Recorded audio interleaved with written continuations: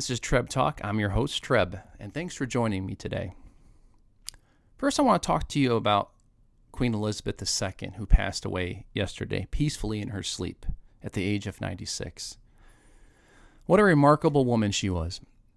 And it reflects, and there's a lot of people that have said some good things since her passing. They've said good things about her even when she was alive. And for a woman who was strong in her faith, who was strong as a wife, a mother, a grandmother, and a great-grandmother, someone who had a good understanding in how family is and how to run a good family unit with the help, of course, her husband. I know he had a lot to do with it as well. He was someone that stuck by her side the whole time. And then back in those days, it wasn't easy for that because men were thought as leaders. But he was her backbone. It's what she needed. And it's because of him and their relationship, I believe that's what really helped her through these years. And you can say a lot of good things about that. And so when you see a family, a good, oiled, machined family, like the royal family. Now, I know they weren't perfect. They had their problems. We all have our problems. There's no perfect family out there. However, when you have a family who's close with each other, who respects each other, and you see that in that royal family. It reflects on how she is when she runs the country, when she is the queen of her country. It really reflects on a good leader, and that's what she was, a fantastic leader. You know, Trump was criticized of his presidency, but the one good thing that Hillary Clinton said about Trump was that you can say a lot about who Trump is by looking at his family. Pretty interesting, huh? What does that mean? What does she mean by that? My understanding is that she met Trump's family, and she's known Trump's family for a long time, and I know they were going, head on with each other, to get the presidency. That's understandable, but she's familiar with his family, and that his family respected him because he respected his own family. They had a lot of respect for him. They still have a lot of respect for him, and that reflect on him running the country of the United States of America, him being a leader. I know he wasn't perfect, and he had some flaws, but if you look at his leadership, there is nothing like it. He was brought into as a president when we were divided. We were already divided as a country. Shouldn't have been, but we were. And he was trying to bring us back together. And he had a lot of roadblocks along the way because people just did not want him to be president. But we have to pray for our presidents. We have to pray for our leaders. Even though we may not agree with our presidents, whoever's in office, we should still pray for them. We should still respect them. And just keep that in mind. When you are seeing a leader, especially one that you don't agree with, pray for him.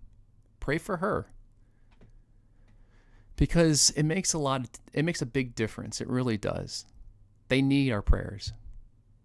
And so just keep that in mind. The other thing I wanted to discuss today is that one of the most difficult things is that I'm dealing with is that my daughter, she reached out to me through text. Now, I haven't confirmed this yet. I haven't been to the school.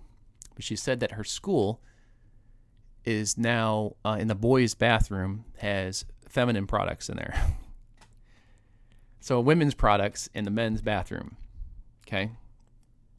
I I have no words, but we need to fight.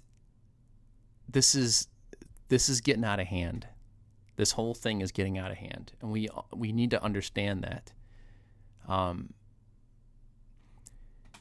not, I'm saying there's going to be people that are going to identify as somebody else, and I'm never going to hate that person. I'm not going to say bad things about that person.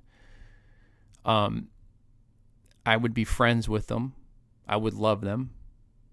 I know some people who do identify as a different sex, and I love them. And it's difficult because of how what I believe in my faith. It's tough, difficult, and it's a challenge. But at the same time, these are people. These are people that we need to love. They need love. Maybe they're searching for love. But there's a lot of things that need to be fixed, especially when they're at that age in high school. There's a lot of things that are bringing on from the world, and they're still developing as people.